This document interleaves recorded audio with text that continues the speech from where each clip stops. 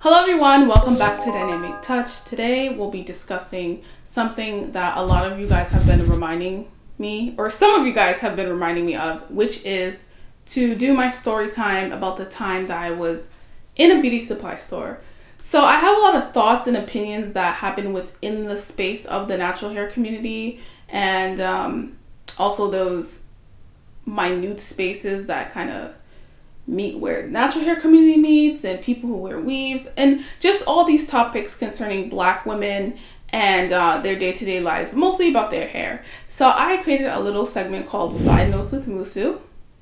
I'm Musu, and my side notes are things that I have been wanting to express or talk about, or story times that I have been wanting to discuss. But with each of these topics, I want something positive to come out of it. And I really hope that it can inspire change, and even in your day-to-day life and in my day-to-day life as well. That's what I hope to get out of this segment. So for today's side note, we'll be talking about a story time that happened to me that I had mentioned quickly in my Let's Talk About My Heat Training Routine video. But quickly, I would just like to make a note about what's going on with my hair. I bought this synthetic unit from a Black-owned beauty supply store, and as you guys know from my video on Monday, I'm going through a stretch right now with my heat, and I just needed something to change it up a little bit, to look a little bit different. All I did was clip in this wig. I didn't braid up my hair or anything. It's literally just clipped in. If I take it off right now, you would see my natural hair, and it's a synthetic unit, light yaki. It blends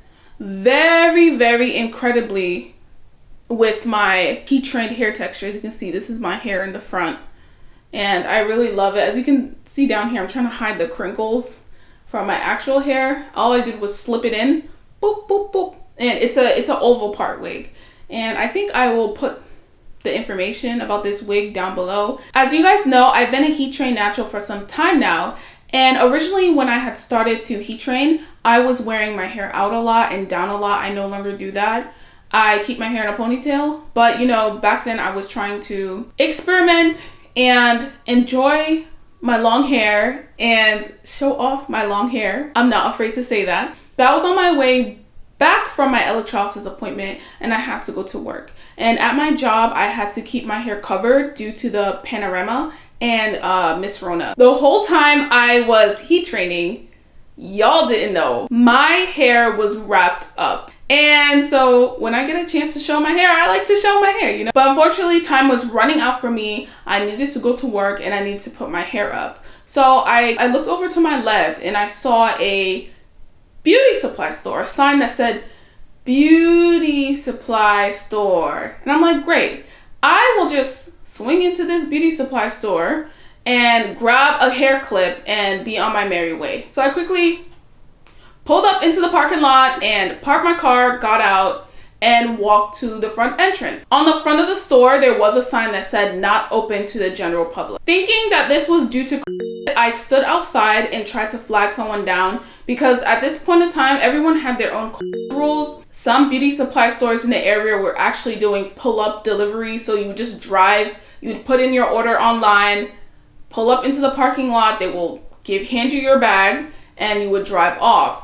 So, and mind you, this was a beauty supply store that I've never been to. I always like to respect other people's rules going in. I'm very sensitive about respecting people's space, respecting their rules. So I waited to flag someone down to see me so that I may enter the store, even though the door was wide open. Finally, after trying to maneuver my way and grab someone's attention, going like, whoop, whoop, whoop, whoop, whoop, do you see me? You know, I was waiting for that eye contact to attract someone over, and kind of just doing this little dance. Someone finally sees me and walks towards me. The individual came to the door, and I kid you not, before I can even state what I was there for, the person quickly uttered in a sharp tone, "We don't sell hair here." So when I heard this, I was kind of stunned. It was the lack of customer service for me. I mean, like, come on, just at least say hello, welcome, how may I help you? No, not even that. So I was extremely stunned And I'm like, that is not what I'm here for. So then I guess the person felt taken aback and said like, oh, okay. So then they proceeded to ask me, do you have a esthetician or cosmetologist license? And I'm like, no, I just came here to buy a clip. Normally shops that are only for licensed professionals, normally will have some type of sign, oh, we only have licensed professionals. Or if you walk in there by mistake, they'll let you know like, hi, how may I help you?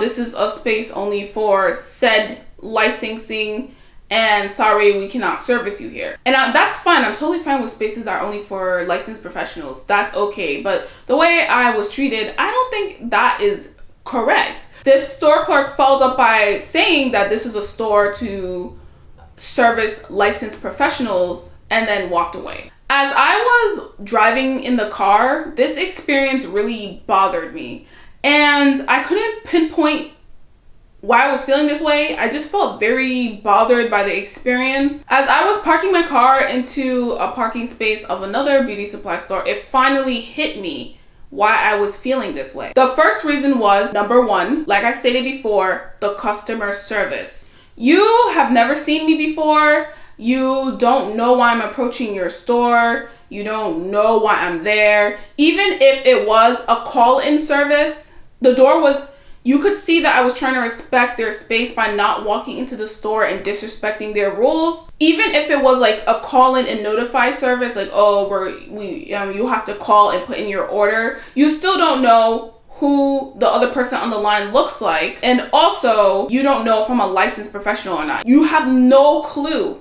I'm just a random person walking by at the store. The second thing that bothered me was the fact that the service personnel saw me, a black woman, and automatically assumed that I was there to buy hair. And let's say, for instance, that a lot of black women do stop by there thinking that this is a normal beauty supply store and are looking to buy products there. That doesn't mean that every black woman that approaches your door is looking for hair, is looking for weave. I was basically just trying to say that I could have been attempting to go into this beauty supply store for a multitude of reasons. It could have been for any reason. So to be disrespected and disregarded and acted like a nuisance, like, shoo, go away, go that way, that was really disrespectful. And not only that, I think that this experience was a straw that broke the camel's back.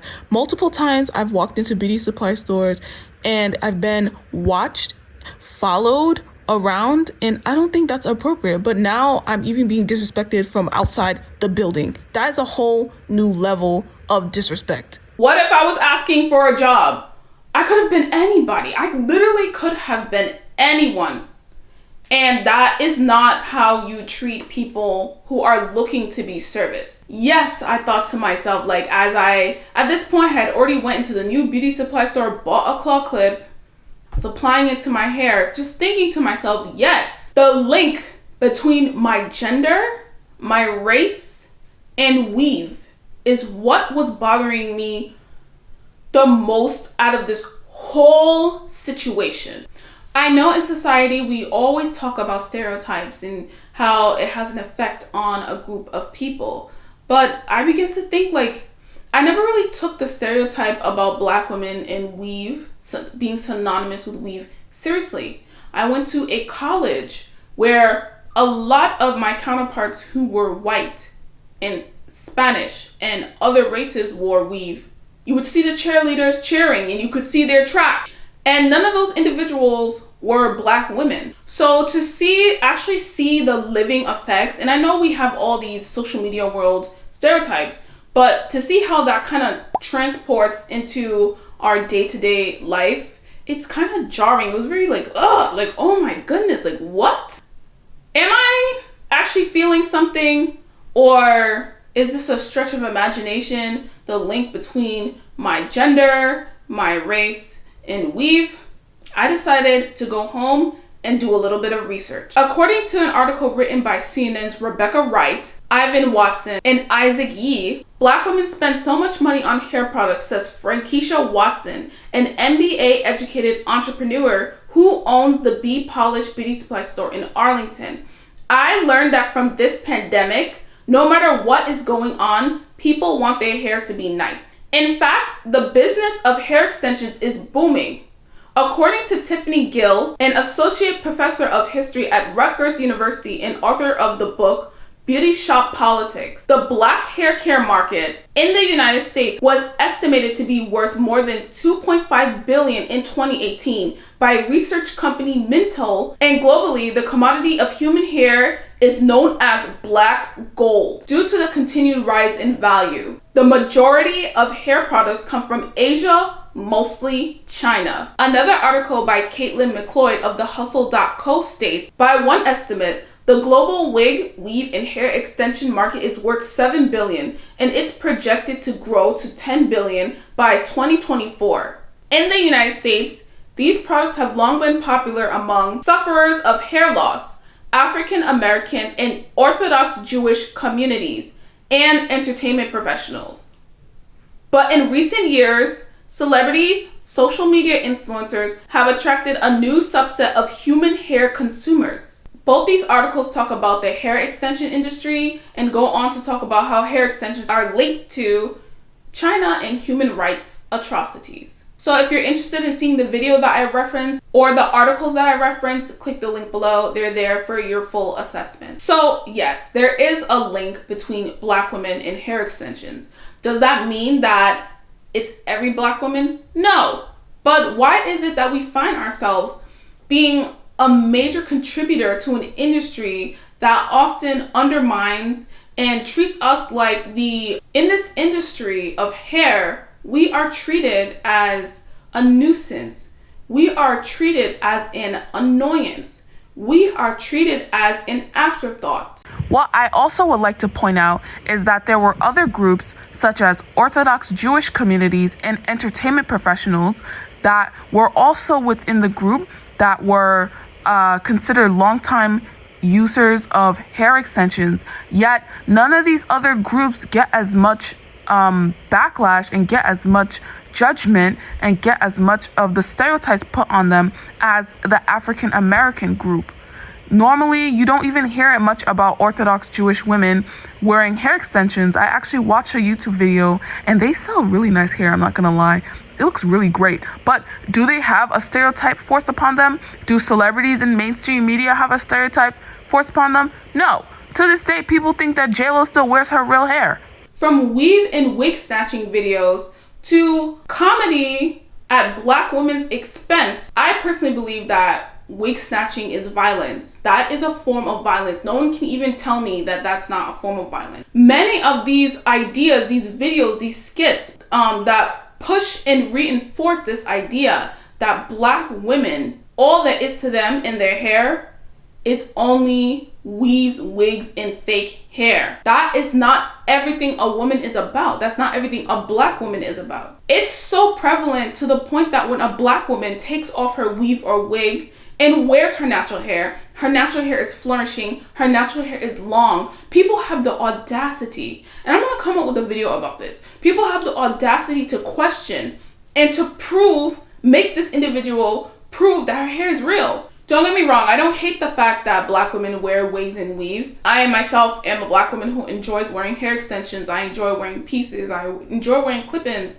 I actually have a whole video guide on the best weaves and wigs for black women. And most of the shops that are on the site are black owned. So if you're interested in learning about that, check out that video and check out the guide that's on the Waiting Room NHB. I just hate the fact that the prime association when people think about black women's hair has to be hair extension. I hate it.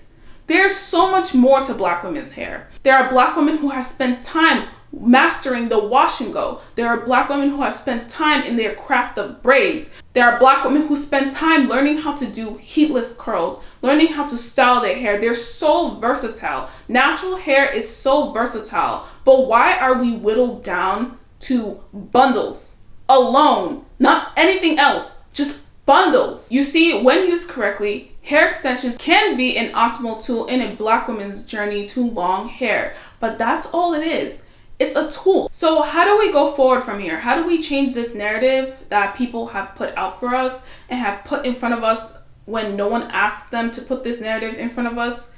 I think we have to change the way we go about doing things and change the way change the language and the behavior surrounding Black women in weaves and wigs. The best way to do that is by, number one, putting your natural hair first in every situation. The hours you're spending to customize and pluck your wig, unless you have a business or it's your job or you're a YouTuber, try to have the equivalent of time you're going to spend towards your natural hair. The money you're spending, if you're spending money for expensive shampoo and conditioners for your weave, spend that money equal to your natural hair. With that, we're already winning. We're already taking back what is ours because we're already treating our hair with the level of respect that it deserves. We can do that with our dollars. I'm not trying to tell everybody what to do, but no matter what business it is, be very selective with the businesses you choose to spend money on when it concerns things about hair care. Because as you see, we have billions of dollars and pour billions of dollars into this industry, and we're treated as second-class citizens in an industry where we spend one of the most amount of money. Basically, what I'm trying to say is to make your natural hair number one and make your hair extensions number 5 or number 10 or number 12. Whether it's weaved, whether it's relaxed, whether it's straight, whether it's in any shape or form, make it your number one. That's why I'm here today to talk about the new movement that I created. It's called the Follicle First movement. Joining the Follicles First movement doesn't mean that you will never wear braids, you'll never wear weaves, you'll never wear wigs again. What it means is that no matter how you style your hair, you will put your natural hair first. That is the number one way to stick it to the man, okay? Stick it to the man. Remember what the Lord has stated, right? In 1 Corinthians 11:15. But if a woman have long hair, it is a glory to her, for her hair is given to her as a covering. Your natural hair is beautiful. So when you're thinking about this situation, I'm not saying to not wear the other styles, but just put your God-given hair first. And that's one of the reasons why I decided to expand and really try to develop a routine and a system when it comes to heat trained hair. So I hope going forward, if you guys have any ideas on how Black women can advance and take control and to empower themselves within the natural hair community, whether it's relaxed, whether it's heat trained, whether it's natural, whether it's braids, let me know down below so that other women can have an idea. Also, I would like your thoughts and opinions on this topic. What did you think about it? Do you like this new segment? Let me know down below. And once again, I thank you for tuning in, and I will see you guys later.